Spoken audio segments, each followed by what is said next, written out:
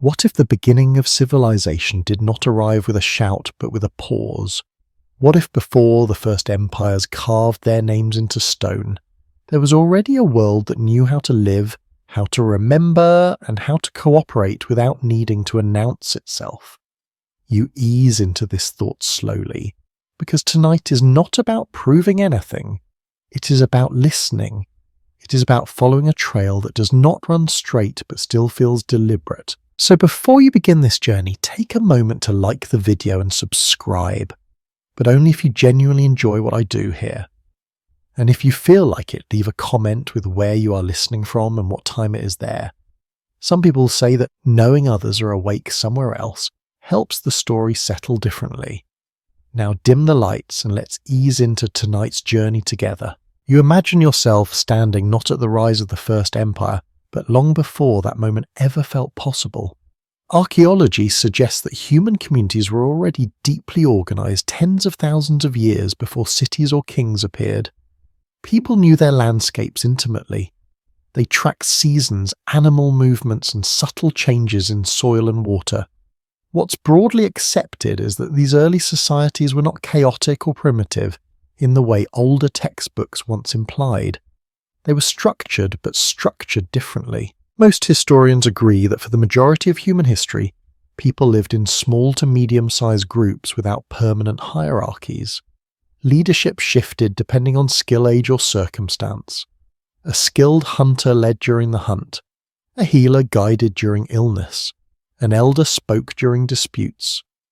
This kind of social flexibility shows up again and again in the archaeological record. Campsites are reused seasonally. Tools are repaired rather than discarded. Burials suggest care rather than domination. One interpretation is that memory mattered more than power. Knowledge was not centralized, it was distributed. You did not need a ruler to tell you when to move camp if you already knew how the wind felt before winter. You did not need written law if social expectations were reinforced daily through shared work and storytelling. A careful reading might suggest that civilization, if we define it as coordinated human life, began quietly and long before formal institutions. As you follow this thread, you notice how often early evidence resists neat timelines. Stone tools appear in places far apart but look strangely similar. Archaeology suggests that techniques travelled faster than populations themselves. This raises the possibility that ideas moved through networks of contact rather than mass migration. People met at seasonal gatherings. They exchanged tools, partners, and stories. Trade did not need roads or borders, it only needed trust. Historians still argue whether these widespread similarities point to a deep shared culture or simply parallel problem solving. There is no full consensus. Some scholars emphasize independent invention shaped by similar environments. Others propose long-distance interaction that left faint but persistent traces. If the evidence is thin, we will say so, but the pattern itself remains difficult to ignore. You picture evenings around small fires, not dramatic bonfires, just enough light to hold back the dark. Stories are told not for entertainment alone, but to preserve information. Where water disappears in drought years, which stars rise before the rains, which animals migrate first. Archaeology suggests that oral tradition carried complex knowledge systems for generations without writing. This is documented among modern indigenous societies and supported indirectly through material continuity in the past. A more cautious explanation could be that stability itself reduced the need for innovation in record keeping. If life followed predictable rhythms, memory was enough. Writing, after all, appears relatively late. It coincides with the surplus taxation and administration. That timing matters. It hints that writing may have been less about remembering the world and more about managing it. Here the mystery begins to breathe, but gently. A fringe idea proposes that there was once a global civilization that vanished without a trace. This theory is not widely accepted, and the evidence does not support a single lost empire spanning continents. To be clear, this is debated. But if we treat it as a possibility rather than a conclusion, A softer version emerges. What if there was not one lost civilization but many interconnected worlds that shared habits rather than rulers? Archaeology suggests that humans reached Australia more than 60,000 years ago.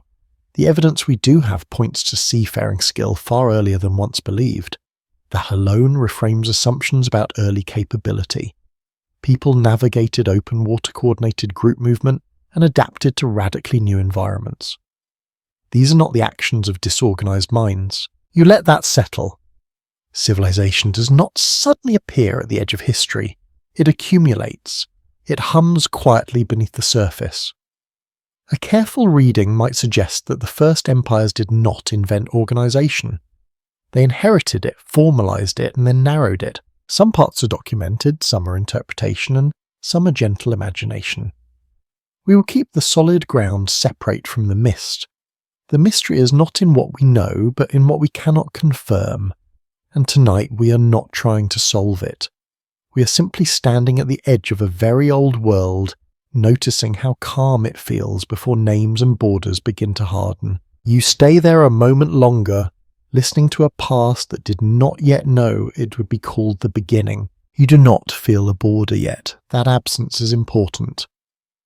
As you continue forward, the world around you still moves without lines, without markers carved into stone to say where one group ends and another begins. What's broadly accepted is that for most of human history, territory was fluid.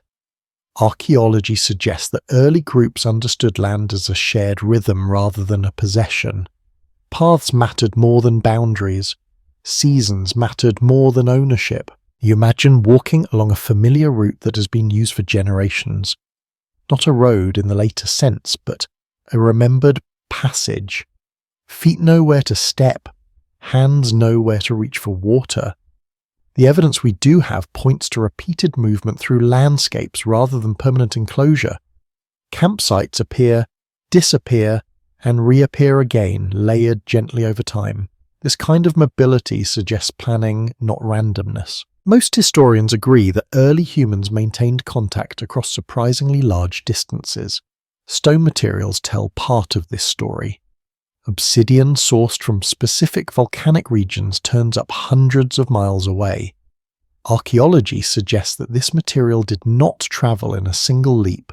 It moved hand to hand, group to group over long periods. A more cautious explanation could be slow relay exchange rather than organized trade caravans. Even so, the implication is the same. People trusted people they did not live with. One interpretation is that these networks mattered more than any single settlement. Knowledge flowed along with materials. Techniques for shaping stone, preparing hides, or weaving fibers appear across regions without clear centers of origin. A careful reading might suggest that learning itself was the most valuable commodity. If you knew how to survive a drought or navigate a difficult crossing, that knowledge was worth sharing. Historians still argue whether these similarities reflect deep cultural connection or repeated reinvention under similar conditions. There is no full consensus. Some scholars emphasize environmental pressures producing comparable solutions. Others point to symbolic artifacts that hint at shared meaning rather than coincidence. If the evidence is thin, we will say so, but the pattern continues to invite attention. You pause to imagine a gathering place. Perhaps it sits near a river crossing or a seasonal migration path. Groups arrive at different times, bringing news tools and stories. Children watch unfamiliar faces. Elders exchange information. Disputes are settled. Partnerships are formed. Archaeology suggests that such aggregation sites existed, even if they leave only faint traces behind. These moments of convergence could explain how ideas travelled without borders. What's broadly accepted is that social identity during this period was flexible. You belonged to a group, but that belonging could change. Marriage, adoption, or shared ritual could shift alliances. This fluidity stands in contrast to later systems where identity hardens into citizenship or caste. One interpretation is that early societies prioritized continuity over control. Stability came from relationships, not enforcement. Here the mystery edges closer, but it remains careful. A popular rumour claims that ancient trade routes formed a hidden global web long before recorded history. This idea stretches far beyond what archaeology supports. To be clear, this is debated, and most historians reject the notion of a single coordinated global network. But if we soften the claim, a quieter possibility remains. What if long-distance familiarity existed without centralized oversight? Archaeology suggests that symbolic objects travelled too. Beads made from marine shells appear far inland. Pigments sourced from specific locations show up in distant caves. These are not necessities, they are expressions. This raises the possibility that shared aesthetic values linked groups emotionally as well as economically. A careful reading might suggest that belonging extended beyond immediate survival needs. You notice how calm this world feels. Without borders, there is less to defend. Without permanent claims, there is less to lose. Conflicts certainly existed. No one is suggesting otherwise. But the structure of conflict mattered. It was personal, situational, and often temporary. The evidence we do have points to violence that is sporadic rather than systemic. This is not a paradise, it is a balance. Some scholars propose that borders emerged only when the population density increased and resources became more tightly managed. A more cautious explanation could be that borders were a solution to complexity rather than an instinct.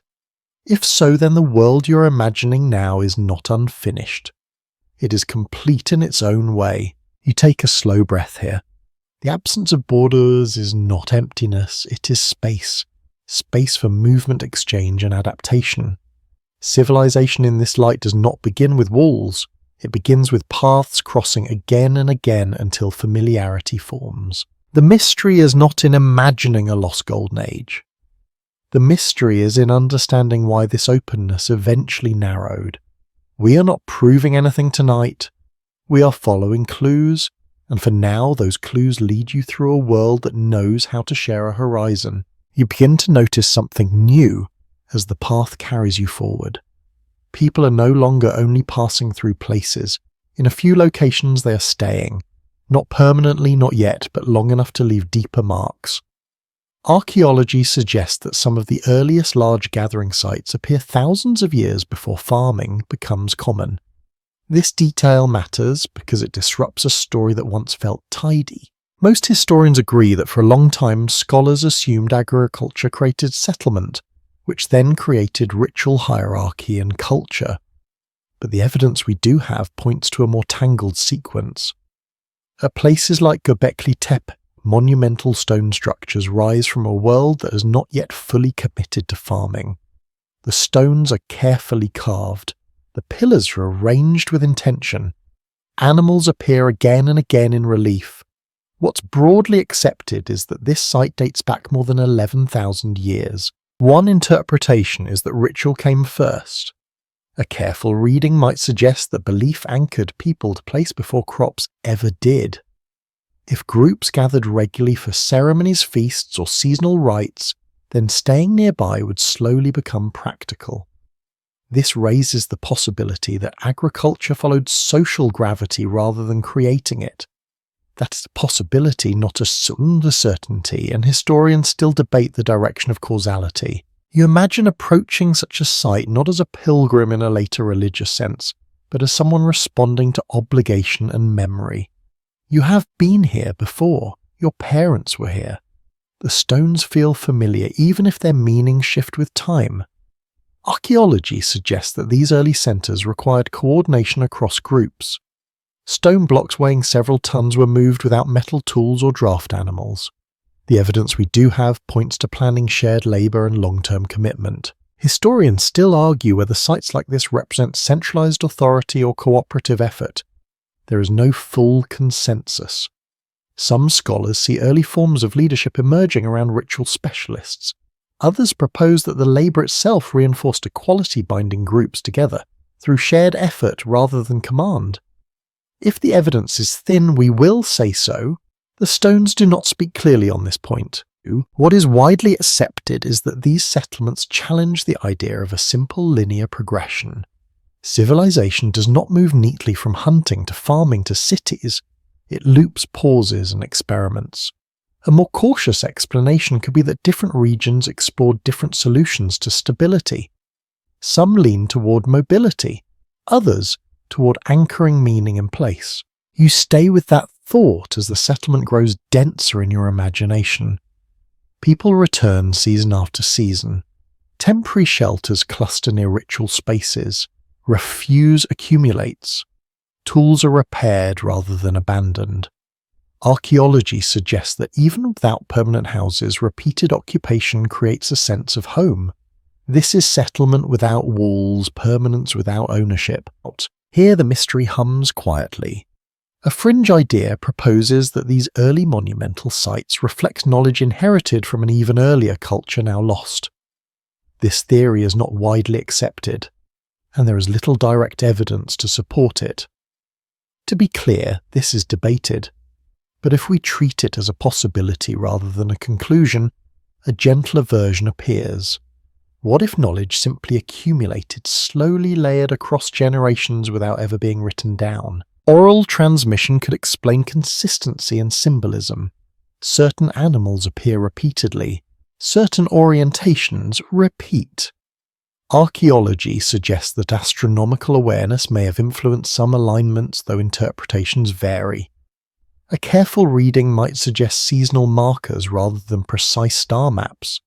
The mystery is not in advanced technology, but in sustained attention. Most historians agree that early humans were capable of complex thought long before complex tools appear. Cognitive ability does not suddenly arrive with cities. It is already present. The evidence we do have points to symbolic behaviour tens of thousands of years earlier in cave art burials and personal ornamentation. Seen this way, monumental sites are not anomalies. They are expressions. You notice something else. These early settlements do not immediately lead to inequality. Grave goods remain modest. Living spaces do not show dramatic disparity. What's broadly accepted is that strong hierarchies appear later alongside surplus storage and administrative control. One interpretation is that meaning preceded management. People gathered to remember, not to rule. The absence of fortifications matters too. Careful reading might suggest that these sites were not built in fear. They were open, accessible. This does not mean conflict did not exist, but it was not yet the organizing principle. A more cautious explanation could be that scale remained small enough to resolve tensions without permanent defense. You linger here because this moment feels important. Settlement without empire. Monument without king. Memory without writing. The seventh civilization. If we use that phrase carefully, it may not be a single lost society at all. It may be this phase itself, when humans experimented with permanence without domination. The mystery is not in imagining advanced machines or forgotten continents. The mystery is simpler and harder to pin down. Why did this balance shift? Why did places of gathering become places of control? Archaeology suggests change rather than collapse, adaptation rather than failure. You let the stones fade behind you not as ruins but as witnesses. They stand at the edge of history, quietly reminding you that civilization may have learned how to gather long before it learned how to command. As you move on, the landscape no longer feels defined by where people stay but by what they carry with them. Tools begin to take center stage, not as simple objects but as quiet evidence of shared understanding. Archaeology suggests that stone technologies spread across enormous distances long before cities or formal trade systems existed. Hand axes, blades, and finely worked points appear in places separated by hundreds, sometimes thousands of miles. What's broadly accepts is that these tools were not random. Their shapes follow traditions. Edges are struck at familiar angles. Certain forms persist for centuries with only subtle variation. The evidence we do have points to teaching. Someone showed someone else how to do this, and then that person showed another. Most historians agree that such consistency implies more than individual experimentation. Skills were passed down deliberately. This raises the possibility that knowledge travelled independently of large population movements. A more cautious explanation could be that small groups moved gradually, carrying their techniques with them. But even then, the rate of spread suggests repeated contact rather than isolation. You imagine watching someone shape stone. The rhythm is steady. The sound of impact is familiar. Mistakes are corrected without words. This is learning embedded in action. Archaeology suggests that children likely practiced alongside adults, absorbing technique through observation. No manuals, no diagrams, just repetition and patience. One interpretation is that technology itself became a kind of language. If you encountered a tool made in a familiar style, you recognize something of the maker. A careful reading might suggest that shared technology created trust between groups that did not share kinship. This would explain how ideas could move so far without centralized control. Historians still argue whether technological similarity reflects direct contact or parallel innovation. There is no full consensus. Some scholars emphasize environmental constraints shaping tools in similar ways. Others note stylistic flourishes that seem unnecessary for function, but meaningful for identity. If the evidence is thin, we will say so. But the persistence of pattern invites attention. What becomes clear is that tools often appear before the social structures we associate with complexity. Finely crafted blades exist long before metallurgy. Standardized points appear long before armies. Archaeology suggests that innovation did not wait for cities. It moved ahead of them. You begin to notice something else.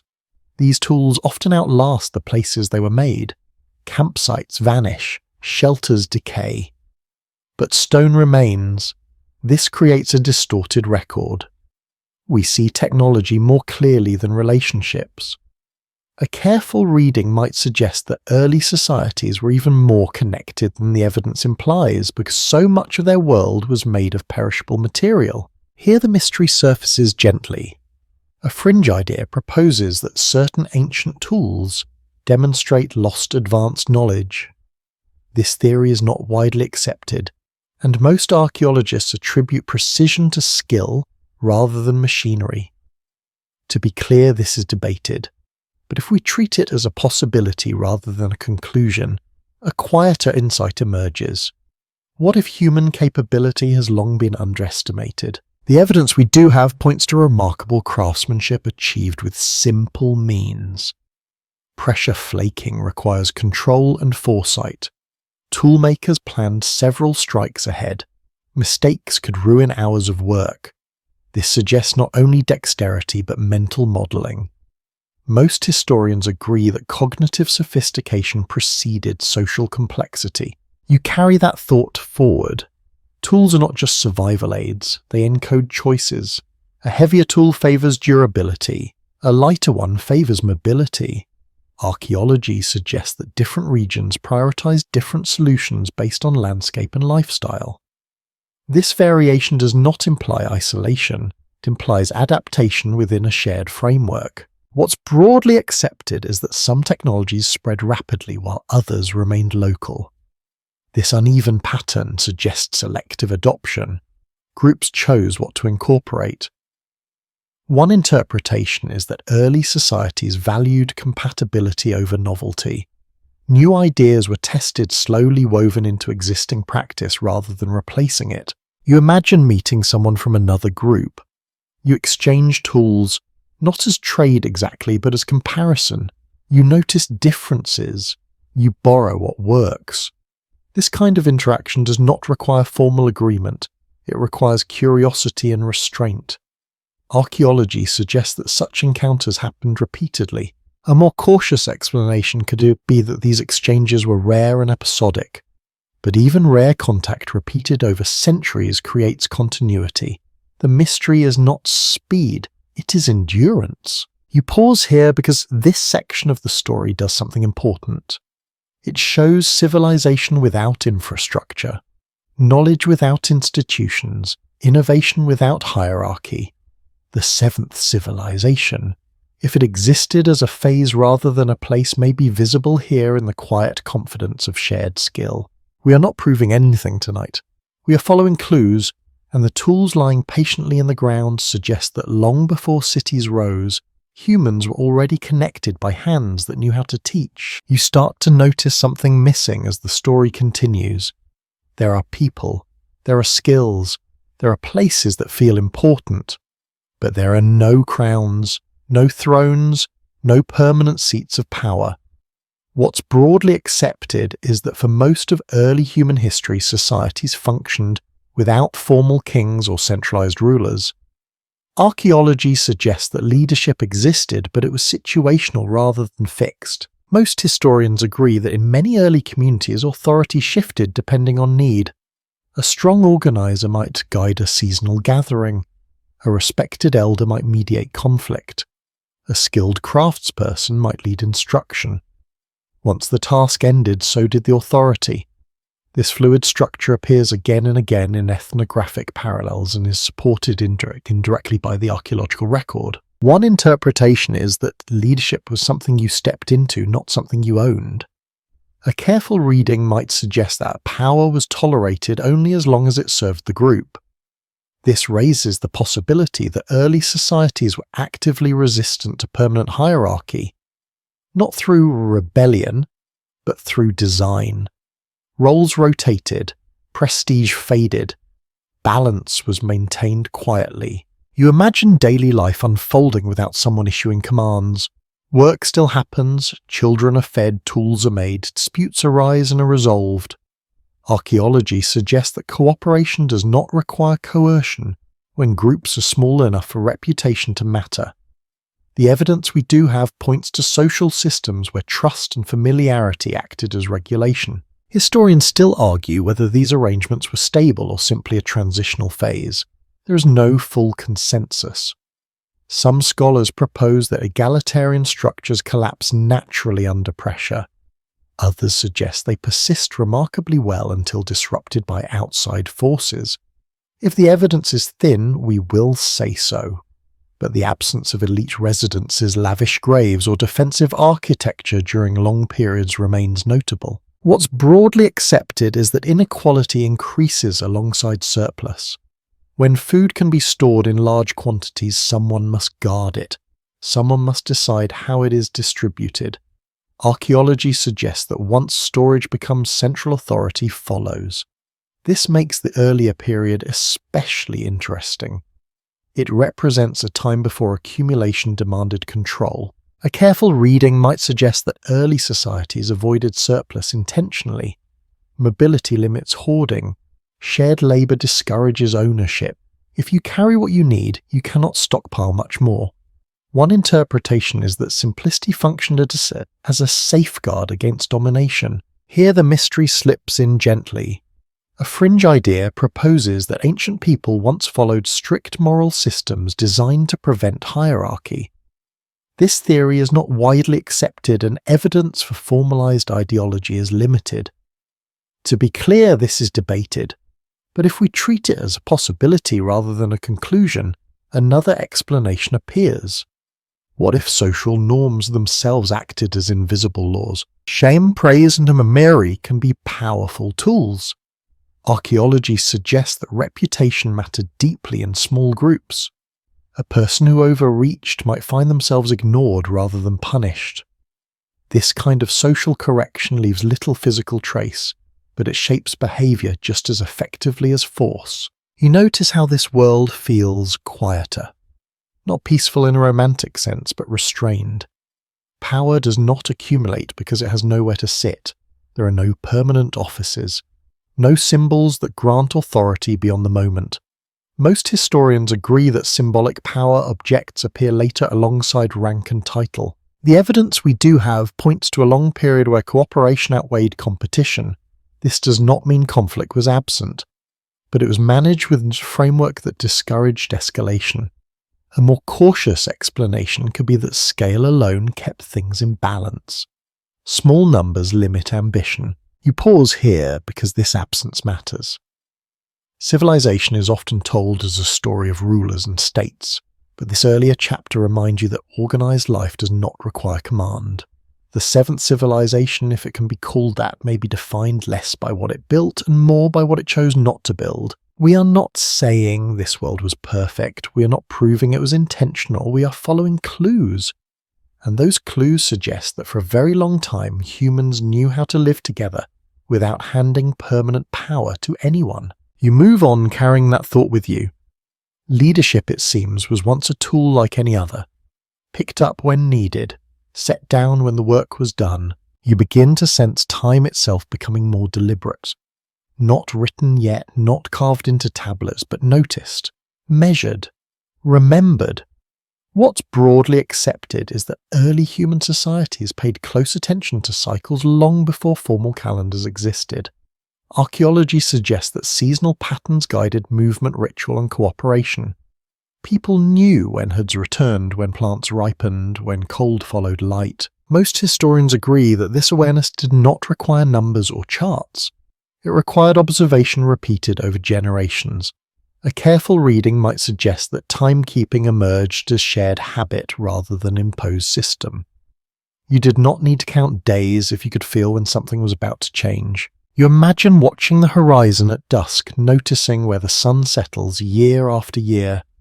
The shift is slight but familiar. Children learn it by standing beside adults. Archaeology suggests that certain sites show repeated alignment with solstices or seasonal solar events. The evidence we do have points to intentional placement, though interpretations vary. One interpretation is that time organized society before leadership ever did. A careful reading might suggest that shared schedules created coordination without hierarchy. If everyone knows when to gather or move, no one needs to command it. This raises the possibility that calendars were tools of cooperation long before they became tools of control. Historians still argue whether early alignments represent precise astronomical knowledge or symbolic orientation. There is no full consensus. Some scholars emphasize practical seasonal markers. Others see early cosmology taking shape. If the evidence is thin, we will say so, but the repetition itself is difficult to dismiss. What's broadly accepted is that long-term planning appears early. Hunting strategies anticipate future movement. Tool production increases before certain seasons. Archaeology suggests that storage pits appear sporadically even among mobile groups. This is not hoarding. It is preparation. A more cautious explanation could be risk management rather than surplus accumulation. You notice how this changes social rhythm. When time is shared, expectations align. You know when work intensifies and when it eases. You know when stories are told and when silence is preferred. One interpretation is that timekeeping replaced enforcement. Behavior synchronized itself. Here the mystery enters softly. A fringe idea proposes that ancient calendars reflect advanced, lost knowledge of celestial cycles. This theory is not widely accepted, and most archaeologists attribute alignments to careful observation over long periods. To be clear, this is debated. But if we treat it as a possibility rather than a conclusion, something quieter appears. What if patience itself was the technology? The evidence we do have points to generational learning. No single person needed to understand everything. Knowledge accumulated slowly, adjusted gently. Archaeology suggests that errors were corrected over time, not punished. A careful reading might suggest that flexibility mattered more than precision. You imagine how this contrasts with later systems. Written calendars fix time. They standardize it. They demand compliance. Here, time remains responsive. If rains come early, plans shift. If winter lingers, movement delays. What's broadly accepted is that early systems listen to the environment rather than overriding it. Most historians agree that once societies grow larger, flexible timekeeping becomes harder. Coordination requires uniformity. Administration requires schedules. But before that threshold, time remains local, personal, shared through experience rather than decree. You pause here because this section reveals something subtle. Civilization did not begin by conquering time. It began by noticing it. The seventh civilization. If it exists as a pattern, may be visible in this relationship. Time as guide rather than master. We are not proving anything tonight. We are following clues. And those clues suggest that before calendars ruled lives moved in rhythm with the world around them. You carry that rhythm forward steady and unhurried as the story continues. You come upon structures that do not feel like homes. They're open, purposeful, meant to be approached rather than inhabited. What's broadly accepted is that large constructions appear in the archaeological record before centralized states.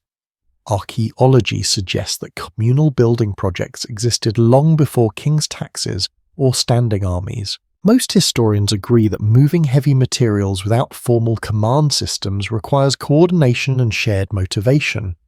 Stones are lifted, posts are set, earth is shaped.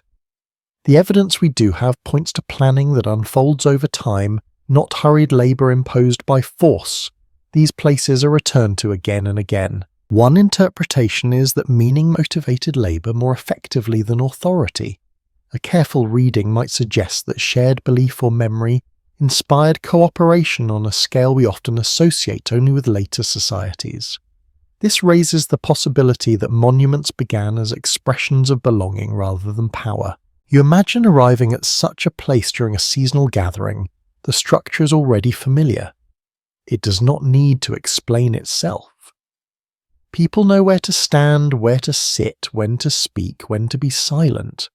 Archaeology suggests that repetition reinforced understanding.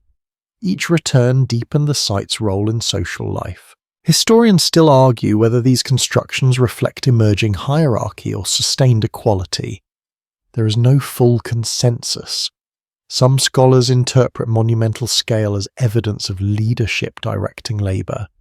Others emphasize the absence of elite residences or exclusive access. If the evidence is thin, we will say so, but the openness of many sites remains striking. What's broadly accepted is that early monuments often lack defensive features. They are not fortresses, they are not palaces, they invite approach rather than restrict it. A careful reading might suggest that fear was not their primary driver. Instead, they anchor gatherings in time and space. You notice how labour itself becomes ritualised. Tasks repeat in familiar sequences. Skills are displayed and refined. Archaeology suggests that building events may have been social occasions combining work with feasting and storytelling. The evidence we do have points to shared meals accompanying construction. Here the mystery deepens, but it remains careful. A fringe idea proposes that some early monuments encode hidden knowledge or forgotten technologies. This theory is not widely accepted, and most archaeologists emphasize human skill and endurance. To be clear, this is debated. But if we treat it as a possibility rather than a conclusion, another perspective appears.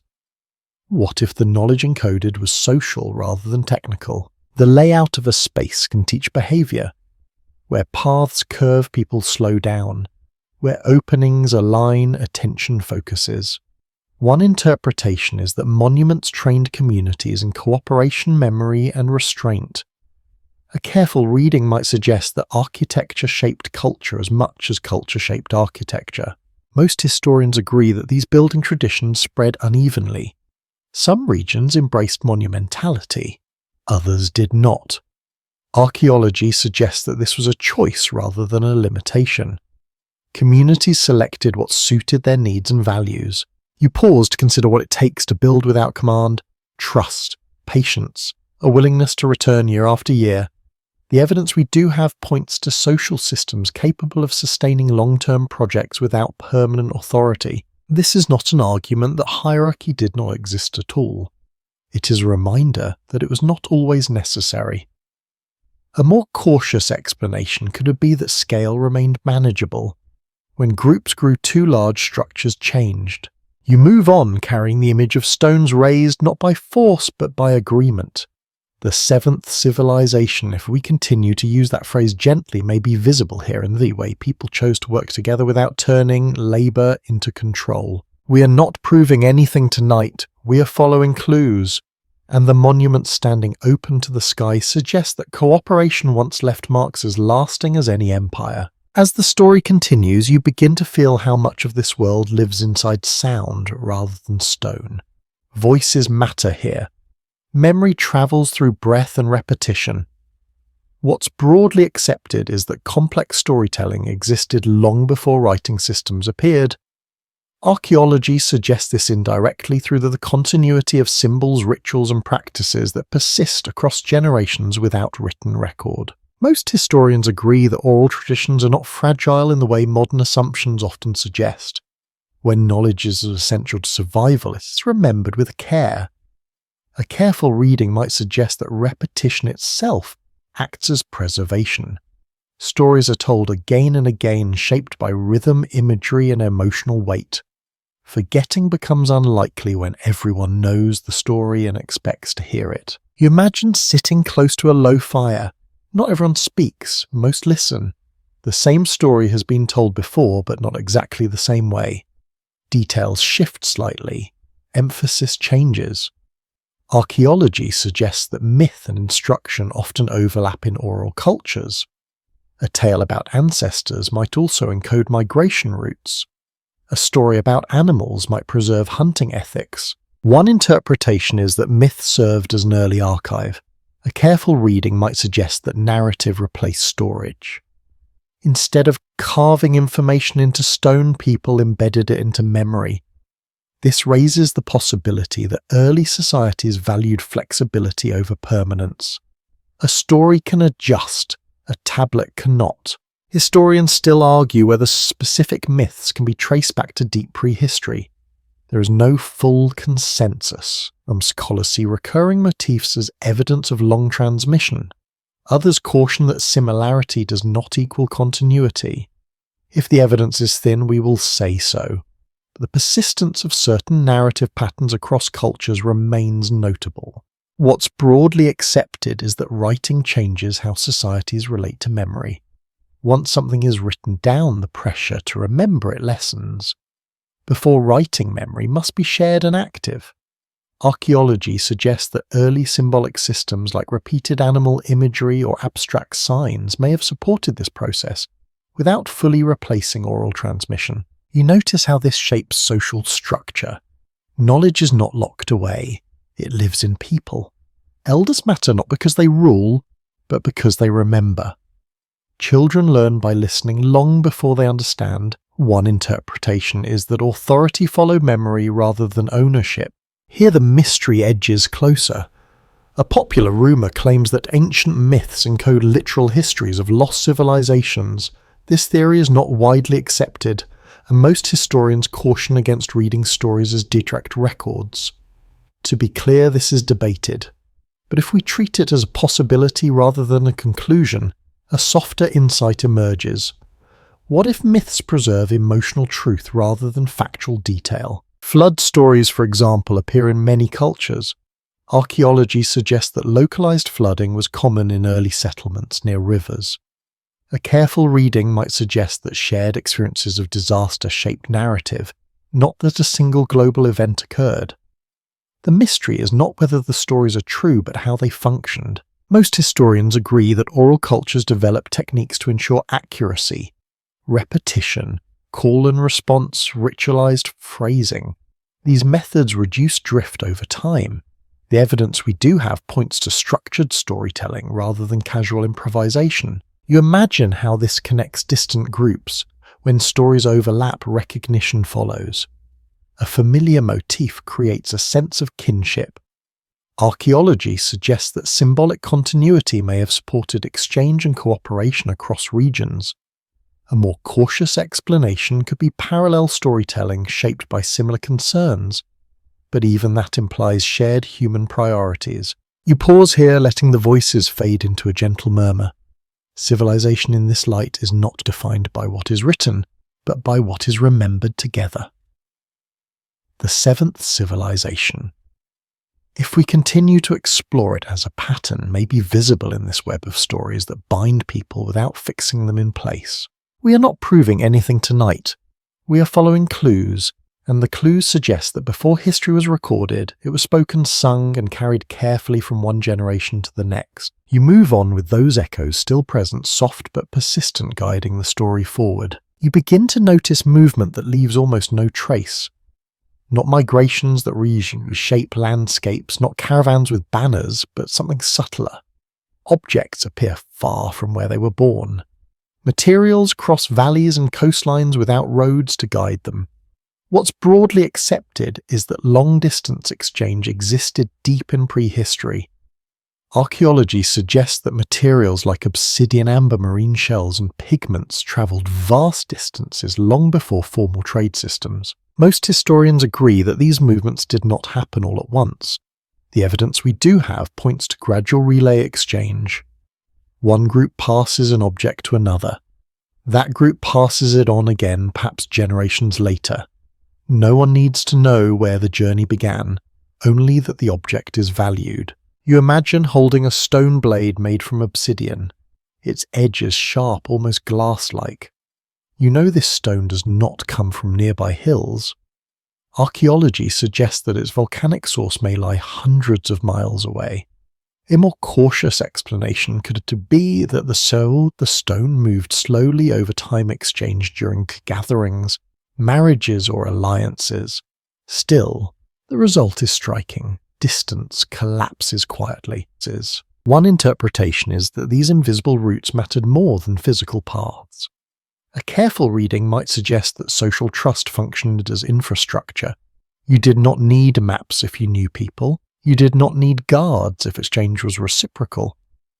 This raises the possibility that early economies were relational rather than transactional. Historians still argue whether such exchanges were primarily symbolic or practical. There is no full consensus. Some scholars emphasize utilitarian value. Obsidian cuts better than most stone. Others point to materials that serve no obvious survival function, like decorative shells found far inland. If the evidence is thin, we will say so, but symbolism and utility often overlap. What's broadly accepted is that exchange strengthens relationships. Giving creates obligation. Receiving creates memory. Archaeology suggests that these exchanges may have helped maintain peace between groups. A careful reading might suggest that trade was not about profit, but about continuity. You picture seasonal gatherings again. People arrive carrying objects wrapped carefully. Not gifts in the modern sense, but tokens of connection. Stories accompany them. This stone came from a distant place. This shell touched the sea. The object carries a fragment of another world. Archaeology suggests that such items were often curated, repaired, and reused, rather than discarded. A more cautious explanation could be that rarity alone made these items valuable. But rarity does not explain movement by itself. Something must motivate the effort. One interpretation is that early societies valued the idea of elsewhere.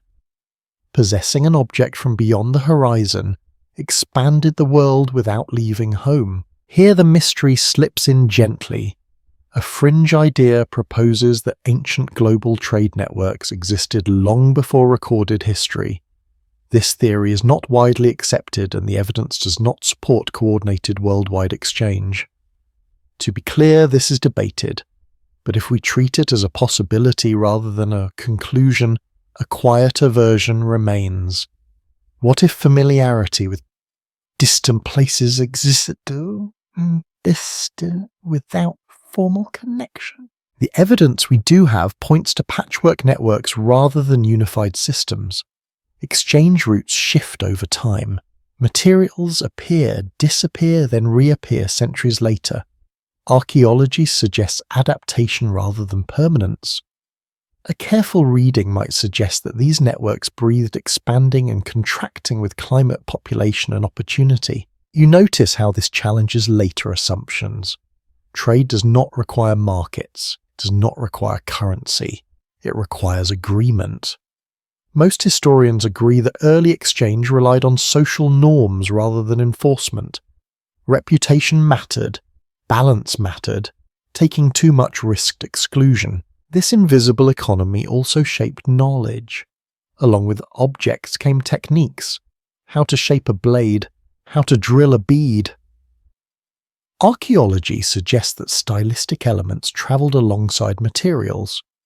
A more cautious explanation could be imitation rather than instruction, but imitation still implies exposure. You pause to consider what is missing from the record. Perishable goods, food, textiles, these leave little trace. If stone travelled this far, how much else moved unnoticed? A careful reading might suggest that the archaeological record underrepresents the true scale of exchange. The calm of this system is striking.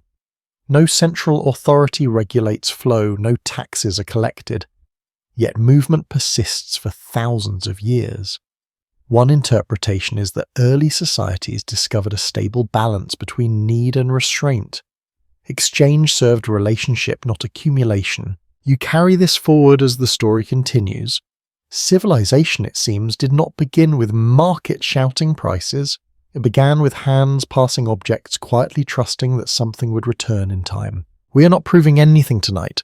We are following clues, and the clues suggest that long before empires built roads, humans already knew how to reach one another. You arrive now at places that feel larger, denser, more permanent. People no longer only gather and disperse. Some communities stay in one place long enough for layers to build. Walls are repaired, floors are resurfaced, paths become habitual. What's broadly accepted is that some early settlements grew to remarkable size without clear evidence of kings' palaces or rigid class divisions. Archaeology suggests that cities, or something very close to them, existed before formal state power took hold. Most historians agree that sites like Catalhoyuk challenge older assumptions about how urban life must look. Houses cluster tightly. There are no obvious streets. People move across rooftops. The evidence we do have points to shared access rather than controlled entry. Homes are similar in size and construction. Decoration appears inside private spaces rather than on public monuments. One interpretation is that these settlements really avoided visible hierarchy. A careful reading might suggest that power was diffused by design. When homes are similar and access is equal, authority has fewer places to settle. This raises the possibility that early cities experimented with balance rather than dominance. You imagine daily life unfolding within such a place. You climb down into a home through an opening in the roof. The walls are painted. Symbols repeat across houses. Archaeology suggests that ritual and domestic life overlap. There is no separate temple district. Belief lives where people sleep and eat. Historians still argue whether this arrangement reflects true equality or simply an early stage before hierarchy emerged. There is no full consensus. Some scholars see subtle differences in decoration and burial treatment as signs of status. Others emphasize the lack of centralized storage or elite compounds. If the evidence is thin, we will say so, but the overall pattern resists simple labels. What's broadly accepted is that these communities managed complexity without visible rulers. Food was shared, waste were managed, conflicts were resolved somehow. The evidence we do have points to long-term stability rather than rapid collapse. This suggests social mechanisms capable of absorbing tension. A careful reading might suggest that proximity itself enforced restraint. When everyone lives close together, behavior is visible. Reputation spreads quickly. One interpretation is that social pressure replaced law. You did not need a judge if everyone remembered what happened yesterday. Here the mystery approaches ease, but it remains grounded. A fringe idea proposes that such cities reflect a lost political philosophy later forgotten. This theory is not widely accepted, and most historians caution against projecting modern ideas backward. To be clear, this is debated. But if we treat it as a possibility rather than a conclusion, a gentler thought emerges. What if urban life was exploratory rather than ideological? Archaeology suggests experimentation. Building styles change gradually. Symbols evolve. Certain practices disappear, and reappear. A more cautious explanation could be adaptation rather than intention. Communities adjusted what worked and abandoned what did not. You notice the absence of fortifications again. No massive walls surround these early cities. A careful reading might suggest that external threat was not yet the organizing principle. This does not mean conflict was absent, but it was not yet institutionalized. Most historians agree that large-scale warfare becomes more visible later alongside territorial states. What's broadly accepted is that population density changes everything. When many people live together, coordination becomes harder. Surplus becomes necessary. Storage becomes tempting. One interpretation is that the seeds of hierarchy exist here even if they have not yet sprouted. A careful reading might suggest that choice narrows as scale increases. You imagine the tension. Living together brings security and efficiency, but also friction. Decisions take longer, disagreements echo. Archaeology suggests that as some settlements grew, social strategies that worked at smaller scale began to strain. This does not mean failure, it means transition. Here the story slows slightly. These cities that refused power did not collapse overnight. Some lasted centuries. The evidence we do have points to gradual change rather than dramatic fall. People moved, practices shifted, new forms emerged. The mystery is not why hierarchy appeared, it is why it took so long. If power were inevitable, it would have arrived sooner. Historians still argue whether these early cities actively resisted central authority, or simply had not yet encountered conditions that demanded it. You pause to feel the weight of this moment. Urban life without rulers, density without domination, the seventh civilization. If we continue to use the phrase carefully may be visible here in the choices people made before power hardened into structure. We are not proving anything tonight, we are following clues, and the clues suggest that cities did not have to become empires. They arrive there slowly, step by careful step. You move forward knowing that the next change you will feel heavier. Something is beginning to settle, not suddenly, not violently, but persistently.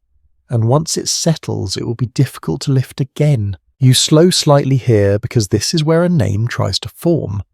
Not in the ground, not in the tools or walls, but in the way modern minds try to connect patterns. The idea of a seventh civilization does not come from ancient texts. It comes from later attempts to explain similarities that stretch across time and distance. Scholars continue to debate whether these patterns point to shared origin or repeated human choice. What's broadly accepted is that humans across the world solved similar problems in similar ways. Shelters respond to climate, tools respond to materials, social rules respond to group size. Archaeology suggests that parallel development explains much of what looks connected at first glance. Stone circles in one region do not require instruction from another to exist. One interpretation, however, is that similarity sometimes feels too precise to ignore.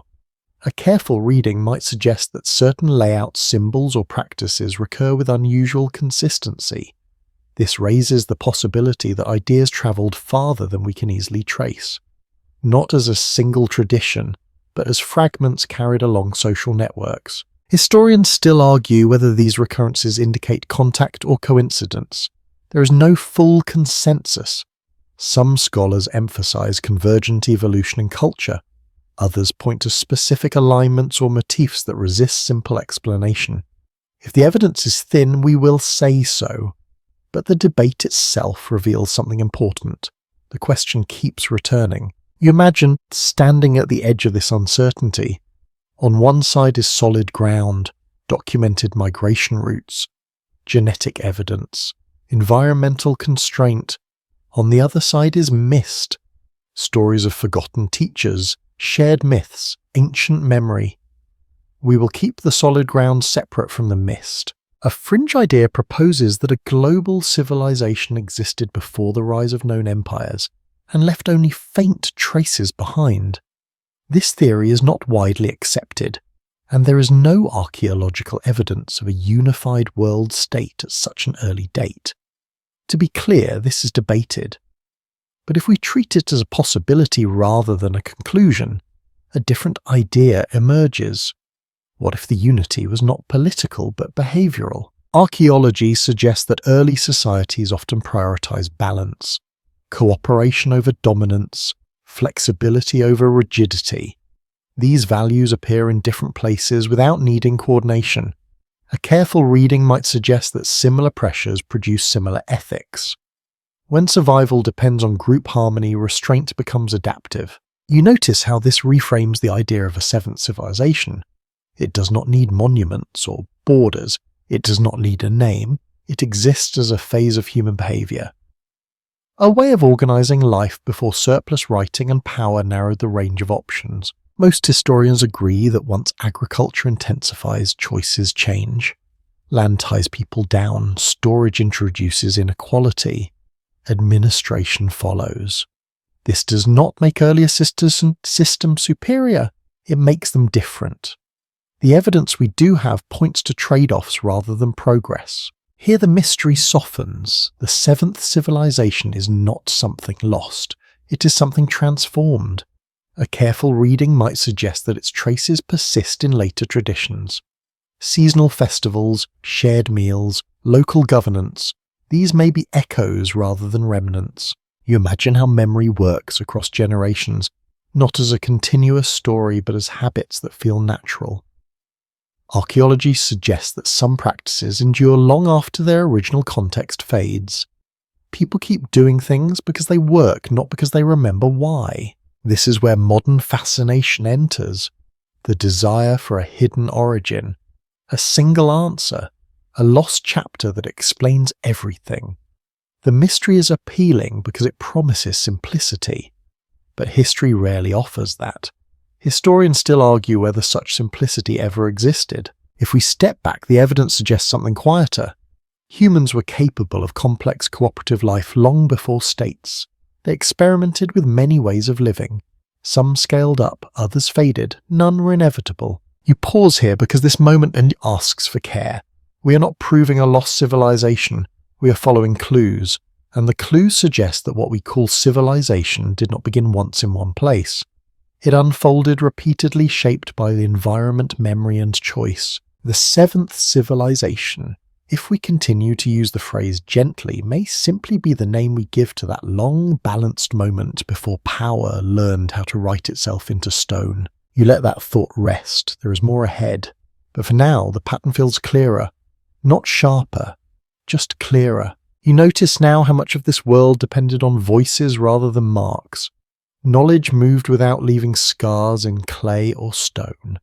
What's broadly accepted is that many early societies relied almost entirely on oral transmission to preserve lore history and technical skill.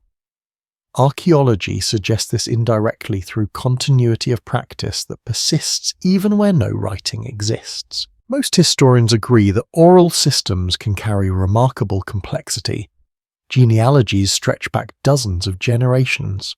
Navigation knowledge survives without maps. Ritual sequences remain stable for centuries. A careful reading might suggest that memory was not a weakness of early societies, but one of their strengths. You imagine instruction happening slowly, not in classrooms, not in formal lessons, but in daily repetition. A child watches hands work stone or fibre. Words are few. Correction happens through gesture. Archaeology suggests that apprenticeship began early and lasted years.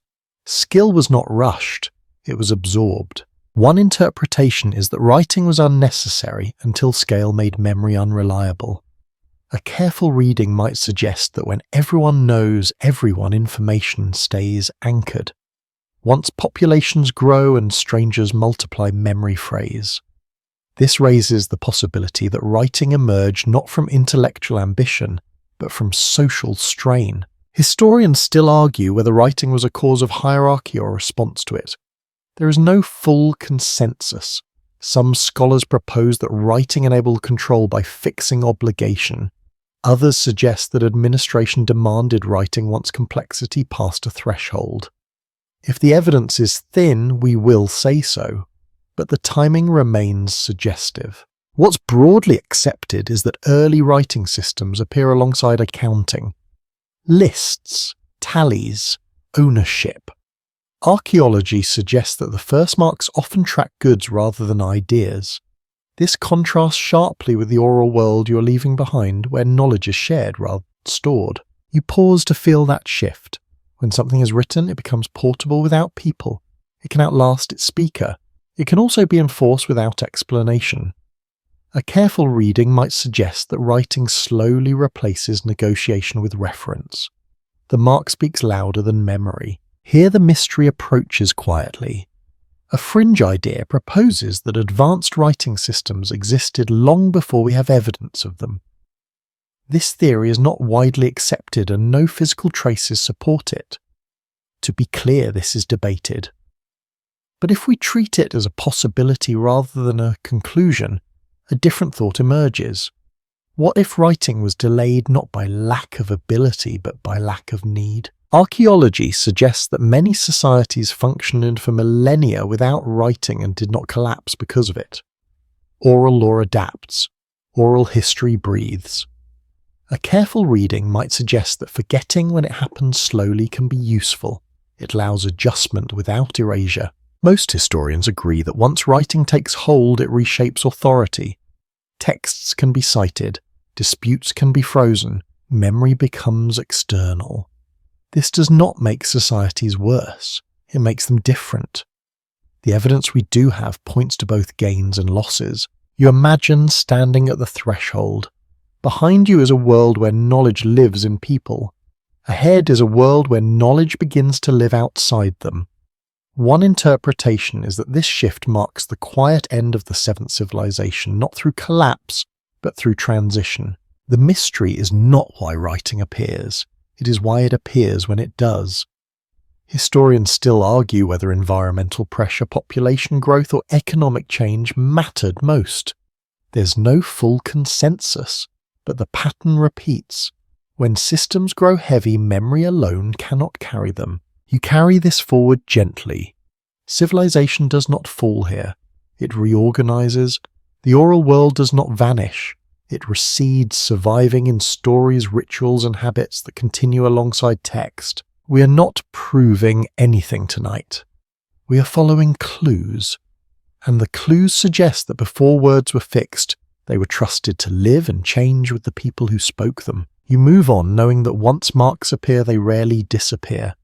And with them comes a different kind of permanence. You begin to sense an absence rather than a presence. Places where the record thins, layers where something seems to pause. Archaeology suggests that there are moments in deep history where continuity softens without clear signs of disaster. Settlements thin out, monument building slows, trade materials appear less frequently. What's broadly accepted is that not every change announces itself with fire or collapse. Most historians agree that gaps in the record do not automatically signal catastrophe. Preservation is uneven. People shift practices. A careful reading might suggest that silence sometimes marks transition rather than loss. This raises the possibility that what looks like disappearance may be reorganization. You imagine returning to a familiar gathering place and finding fewer people there, not because something terrible happened, but because priorities changed. Routes altered, climate shifted slightly. Archaeology suggests that subtle environmental changes can ripple through social systems without leaving dramatic traces. A drier season here, a colder winter there, enough to change movement, not enough to destroy it. One interpretation is that early societies were flexible enough to step away from complexity when it no longer served them. A careful reading might suggest that people chose to simplify rather than struggle. This challenges later assumptions that growth is always desired. It raises the possibility that restraint was a strategy. Historians still argue whether these quiet transitions represent resilience or vulnerability. There is no full consensus. Some scholars see withdrawal as adaptation. Others interpret it as stress response. If the evidence is thin, we will say so, but the pattern of gradual thinning appears in multiple regions. What's broadly accepted is that not all knowledge leaves durable marks. Wood decays, fibre disappears, song fades. Archaeology privileges stone and fired clay. A careful reading might suggest that much of early civilization lived in materials that do not survive. This skews our understanding toward what endures rather than what mattered most. Here the mystery edges closer. A fringe idea proposes that a sudden global event erased traces of early societies. This theory is not widely accepted, and evidence for a single worldwide disruption is lacking. To be clear, this is debated, but if we treat it as a possibility rather than a conclusion, a softer explanation emerges. What if continuity broke not everywhere at once but unevenly? Archaeology suggests that some regions show continuity while others change rapidly. Trade networks contract. Settlement patterns shift. A careful reading might suggest that connectivity itself fluctuates. When exchange slows, similarity fades. Cultures drift apart quietly. You pause to consider how memory responds to this. Oral traditions adapt. Stories compress. Details are lost not intentionally but naturally. Most historians agree that long transmission without reinforcement leads to transformation. Myths survive, but their anchors loosen. This is where later observers feel unease. Similar stories appear, but their contexts differ. Symbols echo, but meanings shift. Historians still argue whether these echoes indicate shared origin or shared experience. There is no full consensus. You imagine how this might feel from inside the moment. Not like an ending, more like a narrowing of options. A gathering happens less often. A tool style changes. A route is no longer worth the effort. Archaeology suggests that people respond to change pragmatically rather than nostalgically. One interpretation is that the seventh civilization did not fall. It thinned. It dissolved into regional paths. A careful reading might suggest that abundance is easier to maintain at smaller scales. As networks loosen, communities turn inward without becoming isolated. The mystery is not in missing ruins, it is in missing connections. We search for monuments because they comfort us, but early civilization may have expressed itself through relationship rather than structure. When relationships change, little remains to excavate. We are not proving anything tonight. We are following clues, and the clues suggest that disappearance in the record does not always mean disappearance in life. You let that thought settle. What fades here does not vanish. It transforms quietly, stepping aside as new forms begin to gather weight. You begin to feel weight entering the story. Not suddenly, not violently, but steadily. Food lasts longer now. Storage deepens. Fields hold memory in their furrows. What's broadly accepted is that as agriculture intensifies, surplus becomes central to Tabarwundisatm. Archaeology suggests that this shift reshapes social relationships in quiet but lasting ways. Most historians agree that surplus changes how people think about time and obligation. When food can be stored, it must be guarded. When it is guarded, someone decides who has access. A careful reading might suggest that inequality does not arrive through ambition alone, but through responsibility that accumulates faster than trust can absorb it. You imagine a granary, not a palace, not a fortress, just a place where grain rests. Someone keeps count. Someone watches the door. Archaeology suggests that early administrative marks often track storage and distribution. The evidence we do have points to management emerging before kingship. One interpretation is that hierarchy begins as a solution. A careful reading might suggest that when communities grow, coordination demands specialization. Someone organizes labor. Someone resolves disputes over resources. This raises the possibility that authority first appeared as service rather than domination. Historians still argue whether early leaders were chosen, tolerated, or imposed. There is no full consensus. Some scholars emphasize communal selection. Others point to coercion creeping in as populations densify. If the evidence is thin, we will say so. But the correlation between surplus and stratification appears repeatedly. What's broadly accepted is that once roles solidify, they tend to persist. A person who manages storage gains leverage. Access becomes power. Archaeology suggests that over time certain households accumulate more goods, more influence, more permanence. This does not happen overnight. It happens gradually, almost invisibly. You notice how architecture begins to change.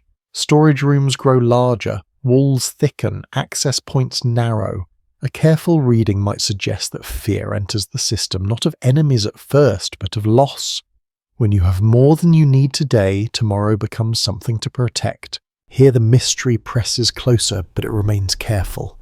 A fringe idea proposes that ancient societies once knew how to manage surplus without hierarchy and later forgot. This theory is not widely accepted, and evidence for such systems is limited. To be clear, this is debated, but if we treat it as a possibility rather than a conclusion, another thought emerges. What if hierarchy was not inevitable but easier? Most historians agree that scaling cooperation is difficult. What works in small groups strains under size. Oral negotiation becomes slow. Reputation weakens among strangers. Writing appears. Rules harden. A careful reading might suggest that hierarchy simplifies decision-making at the cost of flexibility. You imagine how this feels from within. Life becomes more predictable and more constrained. You know where food comes from, but also who controls it. You know when to work, but less often why. Archaeology suggests that ritual begins to separate from daily life. Temples emerge, specialists appear. This is not yet empire. It is preparation. The evidence we do have points to early states forming through layers of administration rather than sudden conquest. One interpretation is that control seeped in through routine rather than force. Historians still argue whether people welcomed this shift or resisted it. There is no full consensus. Some evidence suggests continuity of population. Others hint at tension and movement. If the evidence is thin, we will say so. But the structural changes remain. You pause to reflect on what's being traded. Stability increases, choice narrows, the earlier world of flexibility becomes harder to maintain. A careful reading might suggest that people accepted hierarchy because it worked well enough. The seventh civilization. If we continue to use the phrase gently does not end in flames here. It fades under the weight of organization. Balance gives way to efficiency. Relationship gives way to record. We are not proving anything tonight. We are following clues, and the clues suggest that inequality did not arrive as a villain. It arrived as an answer, one that solved some problems and created others. You move forward knowing that the next step will carry names, titles, and borders. Once written, they will be difficult to erase. You notice names beginning to settle into place, not personal names at first, but titles, roles that no longer dissolve when the task ends. What's broadly accepted is that a society's formalized administration authority becomes less situational and more permanent. Archaeology suggests that early titles appear alongside record-keeping, land management, and organized labor. Most historians agree that this shift marks a turning point. Leadership stops being something you do and starts being something you are. A careful reading might suggest that once roles persist, memory changes shape. Responsibility becomes expectation. Expectation becomes obligation. You imagine a person whose task is no longer temporary. They oversee storage every season. They mediate disputes regularly. Others begin to defer automatically. Archaeology suggests that repeated authority creates social gravity. People adjust their behavior around it. Over time, this gravity hardens. One interpretation is that titles simplified coordination. A careful reading might suggest that naming authority reduced uncertainty. When decisions are predictable, systems run more smoothly. This raises the possibility that hierarchy spread because it felt reliable, not because it felt oppressive. Historians still argue whether early titles reflected communal consent or coercive control. There is no full consensus. Some scholars point to continuity of settlement as evidence of acceptance. Others emphasize fortifications and weaponry appearing soon after. If the evidence is thin, we will say so, but the timing remains suggestive. What's broadly accepted is that once titles exist, they tend to multiply. Someone manages fields, someone manages labor, someone manages ritual. Archaeology suggests that specialization accelerates. Each role depends on the others, creating a web that is difficult to unwind. You notice how language shifts. Commands replace suggestions. Rules replace custom. A careful reading might suggest that flexibility begins to erode. This does not mean daily life becomes harsh. It means options narrow quietly. Deviating from expectation becomes riskier. Here the mystery presses gently again. A fringe idea proposes that early societies once cycled deliberately between hierarchy and equality. This theory is not widely accepted, and evidence for intentional cycling is limited. To be clear, this is debated. But if we treat it as a possibility rather than a conclusion, a softer pattern appears. What if people adjusted structures pragmatically rather than ideologically? Archaeology suggests that early states form unevenly. Some expand quickly, others stall, some collapse, others persist. A careful reading might suggest that no single model fits all. Context matters, environment matters, memory matters. You imagine living through this shift. Some things become easier. Food distribution is more regular. Construction is coordinated. Conflict resolution follows rules. Other things become harder. Personal autonomy shrinks. Decisions feel distant. Archaeology suggests that both experiences coexisted. Most historians agree that once hierarchy takes hold, it reshapes identity. You are no longer only a member of a group. You are a subject, a worker, a taxpayer. Writing reinforces this shift by fixing roles in lists and ledgers. A careful reading might suggest that identity becomes externalized. You pause here because this is where the earlier world begins to feel far away. The open networks, the flexible leadership, the shared memory. None of these vanish completely, but they recede. They survive in corners, in local customs, in festivals that remember older rhythms. The seventh civilization. If we continue to use the phrase carefully, does not disappear. It becomes background. Its values persist quietly beneath formal structure. Cooperation remains necessary. Trust still matters, but it operates within constraints rather than setting them. Historians still argue whether early states absorbed or suppressed earlier social patterns. There is no full consensus. Some evidence suggests incorporation, others suggest replacement. If the evidence is thin, we will say so, but the overlap remains visible. You notice something else. Once titles exist, they seek continuity. They seek inheritance. Archaeology suggests that authority begins to pass along family lines. This is not inevitable, but it becomes common. A careful reading might suggest that permanence demands lineage. This is where empires begin to feel possible. Not yet inevitable, but imaginable. The machinery is in place. Administration, storage, titles, writing. The earlier balance cannot scale easily here. Something has to give. You take a slow breath. This section is not about judgment. It is about noticing. Civilization did not turn a corner and lose its way. It adapted to new pressures. It solved problems and created new ones. We are not proving anything tonight. We are following clues. And the clues suggest that before empires rose, there was a long, careful process of narrowing choice. You carry that forward, aware that what comes next will feel heavier still. Names will become borders, titles will become crowns, and memory will increasingly belong to those who control the record. You feel memory being handled differently now.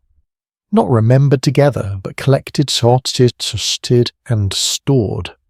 What's broadly accepted is that as early states formed, writing began to reshape how societies understood their own past. Archaeology suggests that records increasingly served administration rather than storytelling. Lists replaced narratives. Tallies replaced memory. Most historians agree that this shift changes more than technique. It changes authority.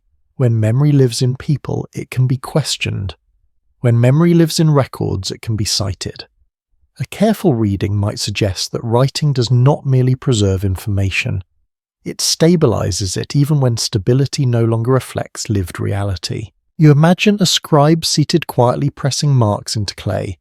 The work is careful, repetitive, and authoritative. Archaeology suggests that early writing focuses on goods, labour, and obligation. The evidence we do have points to a narrow use at first. Writing does not record myths yet. It records ownership. One interpretation is that writing edits memory by omission. A careful reading might suggest that what is not useful to administration fades from the official story.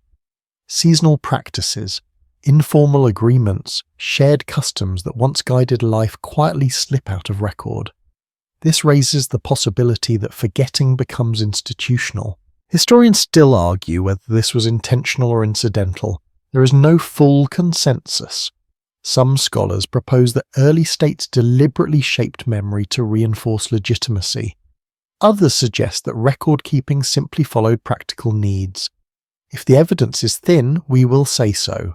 But the effect remains. What is written lasts. What is not written becomes fragile. You notice how stories change tone.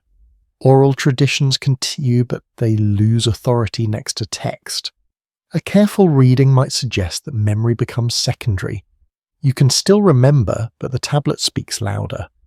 Archaeology suggests that over time, disputes reference records rather than witnesses. Here, the mystery returns softly. A fringe idea proposes that early states erase knowledge of earlier, more balanced systems. This theory is not widely accepted and evidence for deliberate erasure is limited. To be clear, this is debated. But if we treat it as a possibility rather than a conclusion, a quieter explanation appears.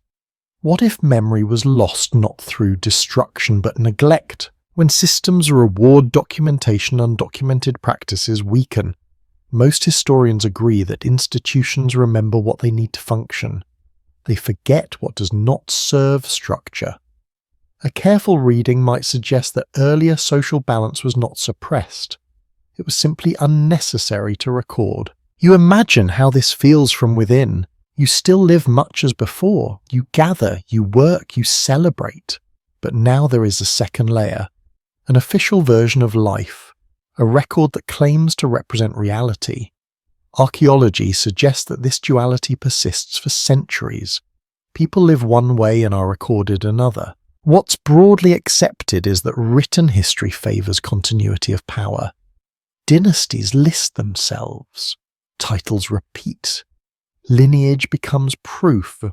A careful reading might suggest that writing gives permanence to authority in a way memory never did. Historians still argue whether early people understood the long-term consequences of this shift. There is no full consensus, and some evidence suggests caution, others suggest enthusiasm. If the evidence is thin, we will say so. But once records exist, they accumulate quickly. You pause here because this is where earlier worlds begin to feel invisible. Not destroyed, just unmentioned. The seventh civilization. If we continue to use the phrase gently, does not appear in records because it had no need for them. Its absence is not proof of non-existence. It is a reminder of how history is shaped. The mystery is not that something was hidden. It is that something was never written. And what is not written must be reconstructed carefully from fragments and patterns rather than claims. We are not proving anything tonight. We are following clues. And the clues suggest that the past we see is filtered through the needs of those who recorded it. You move forward aware that from this point on, history becomes louder, sharper, and more confident. But beneath it, quieter ways of living continue, remembered only in habits, echoes, and the spaces between lines. You begin to notice pieces that do not settle neatly into the story. Small details that feel out of rhythm. Tools that appear earlier than expected. Symbols that resemble others far away. Practices that persist where conditions suggest they should fade. Archaeology suggests that the past is not a smooth line, but a mosaic with uneven edges. What's broadly accepted is that anomalies exist in every long timeline. Some are explained with new evidence, others remain unresolved. The evidence we do have points to local variation, adaptation, and coincidence as common causes, but some fragments continue to invite closer attention. Most historians agree that not every similarity implies connection. Human hands solve problems in comparable ways. Stone breaks predictably. Fire behaves the same everywhere. A careful reading might suggest that convergence explains much of what looks mysterious at first glance.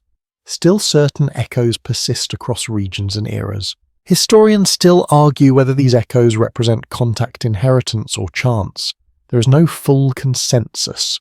Some scholars emphasize caution warning against pattern seeking where none exists. Others note that dismissing all anomalies risks overlooking subtle forms of exchange. If the evidence is thin, we will say so. But the questions remain. You imagine holding an object that seems out of time, a tool made with unusual care, a symbol repeated across cultures with no clear path between them. Archaeology suggests that such objects often emerge at the edges of systems. Border zones, transitional periods, places where old habits overlap with new ones. One interpretation is that these fragments are leftovers from earlier ways of living that persisted longer in some regions.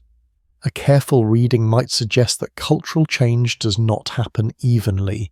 Some communities adapt quickly, others hold on quietly. This raises the possibility that traces of earlier balance survived alongside emerging hierarchy. Here the mystery edges closer. A fringe idea proposes that these anomalies are evidence of a forgotten advanced culture. This theory is not widely accepted, and most archaeologists attribute such finds to misdating or coincidence. To be clear, this is debated, but if we treat it as a possibility rather than a conclusion, a subtler insight appears. What if these fragments reflect continuity rather than loss? Archaeology suggests that people rarely abandon effective practices unless forced. Techniques persist because they work. Symbols endure because they resonate. A careful reading might suggest that early social patterns did not vanish uniformly. They thinned unevenly, leaving pockets of familiarity. You notice how later societies reinterpret these fragments. Old sites become sacred. Old tools become relics. Stories grow around what is no longer understood. Most historians agree that meaning often accumulates where context is lost. Mystery fills gaps left by memory. What's broadly accepted is that later civilizations frequently reuse earlier structures. Stones are repurposed, layouts are copied. Archaeology suggests that continuity is sometimes physical rather than conscious. A careful reading might suggest that the past persists beneath the present, shaping it without explanation. You pause to consider how this affects modern interpretation. We search for origins, we look for singular answers, but the evidence we do have points to overlap rather than replacement. Civilization layers itself, nothing fully disappears. It is covered, adapted, and remembered imperfectly. Historians still argue whether these anomalies should be emphasized or downplayed. There's no full consensus. Some fear over-interpretation.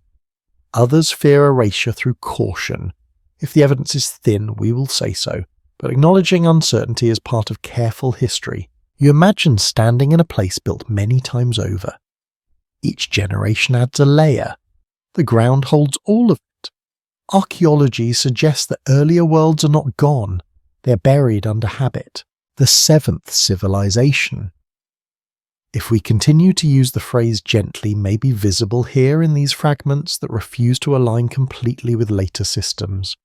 Not as proof of a lost empire, but as reminders that human life once followed many paths at once. We are not proving anything tonight. We are following clues, and the clues suggest that history is not a clean narrative, but a conversation between what endured and what changed. You carry that forward, accepting that some questions will remain open. The mystery is not a failure. It is an invitation to listen more carefully. You begin to hear echoes rather than statements. Stories that sound familiar but never identical. Floods, teachers, golden ages, departures. What's broadly accepted is that many cultures carry myths that resemble one another in structure and tone. Archaeology suggests that these similarities often arise from shared human experiences rather than shared events. Most historians agree that myths respond to pressure points in life. Sudden change, environmental stress, social reorganization. A careful reading might suggest that stories preserve how change feels, rather than what precisely happened. This raises the possibility that myths are emotional records, not historical transcripts.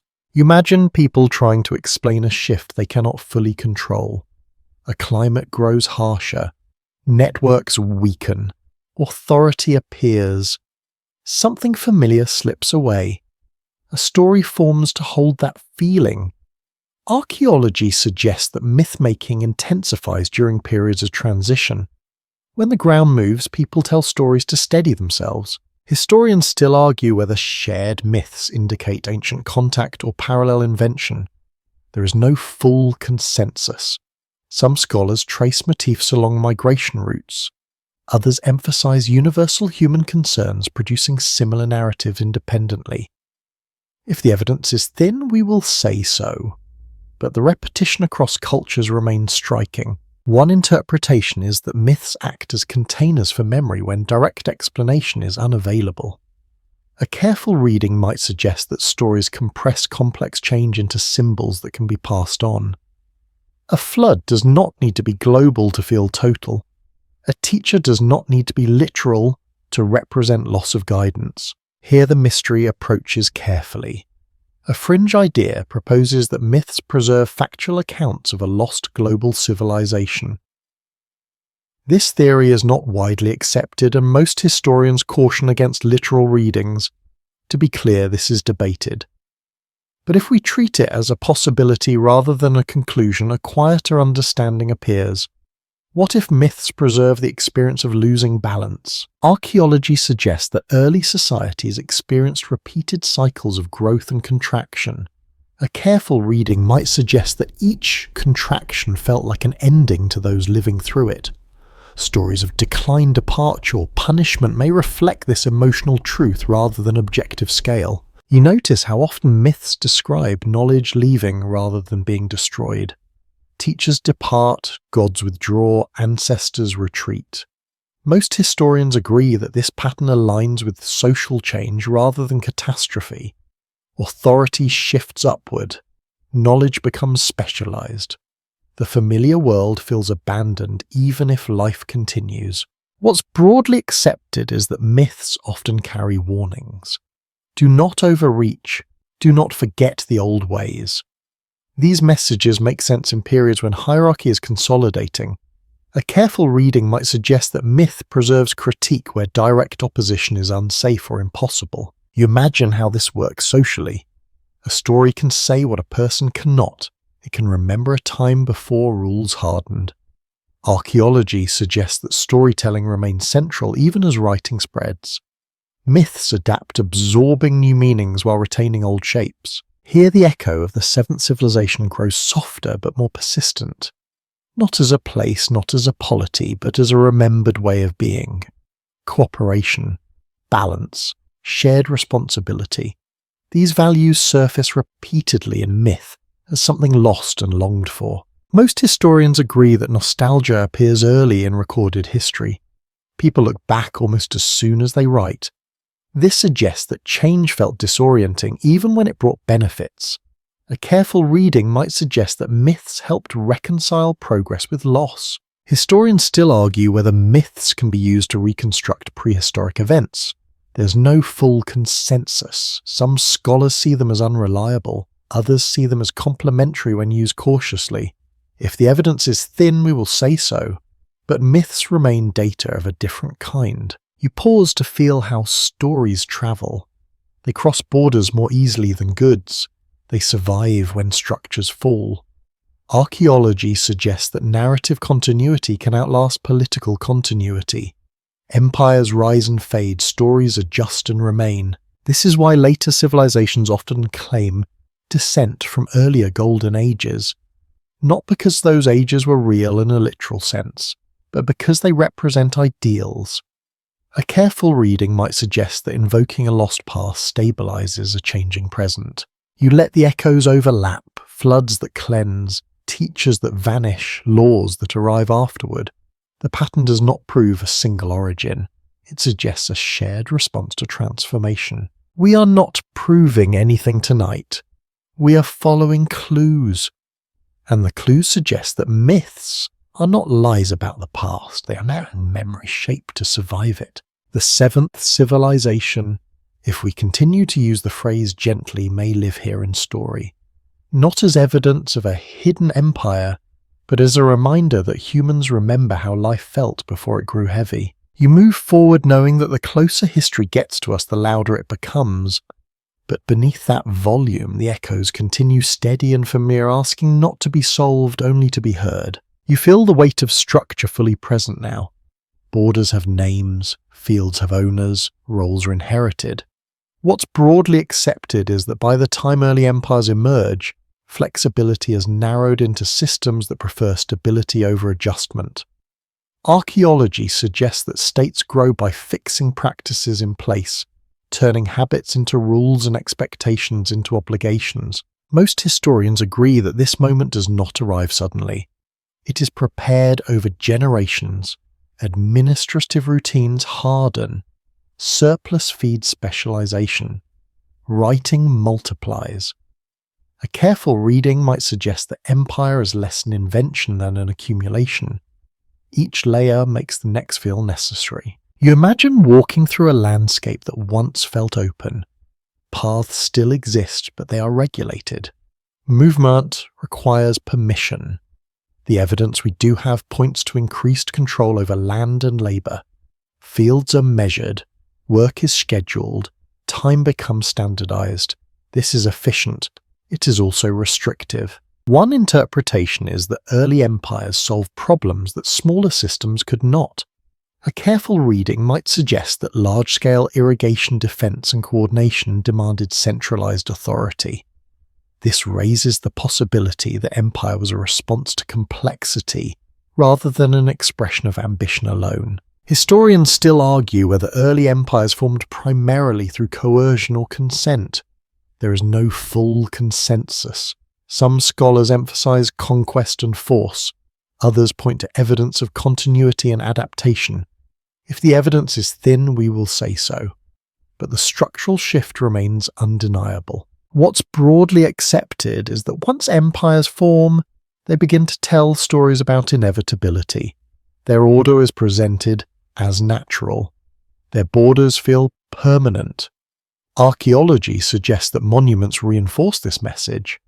Stone lasts, names endure, memory becomes curated. You notice how earlier ways of living are reframed. Practices that once made sense in small groups are labelled inefficient or backward. A careful reading might suggest that this is not judgment but logistics. What works for a village cannot always work for a city of thousands. Here the mystery returns softly. A fringe idea proposes that empires deliberately erased memory of earlier egalitarian systems to legitimize their power. This theory is not widely accepted, and direct evidence for coordinated erasure is limited. To be clear, this is debated. But if we treat it as a possibility rather than a conclusion, a quieter explanation emerges. What if forgetting was a side effect of scaling up? When systems grow large, they simplify narratives. Complexity becomes noise. Most historians agree that administration favours clarity over nuance. A careful reading might suggest that earlier balance was not suppressed. It was streamlined away. You imagine living under this new order. Life is safer in some ways. Famine is managed. Roads connect regions. Law provides predictability. Archaeology suggests that empire brings material benefits alongside constraint. This is not a story of pure loss, it is a story of trade-offs. Yet something subtle has shifted. Decision-making moves farther away. Ritual becomes formal. Authority speaks through symbols rather than faces. A careful reading might suggest that intimacy gives way to abstraction. You are part of something larger but less visible. This is where nostalgia begins to sharpen. People remember a time when life felt closer, not easier but more immediate. Myths of golden ages gain traction. Most historians agree that nostalgia is common in periods of rapid change. A careful reading might suggest that longing itself becomes a cultural force. You pause here because this is the threshold. On one side is the long human experiment with flexibility, shared memory, and situational leadership. On the other is the age of empire where scale demands permanence. The seventh civilization. If we continue to use the phrase gently belongs to the first side of that divide, archaeology suggests that elements of that earlier world do not vanish. They persist in local governance, seasonal festivals, and informal networks. A careful reading might suggest that empire never fully replaces what came before. It overlays it. What's broadly accepted is that no empire remains static. In this span they rely on local cooperation. Early states adapt older practices rather than invent everything anew. This creates tension and continuity at the same time. Historians still argue whether early empires could have chosen different paths. There's no full consensus. Some emphasize inevitability driven by population and environment.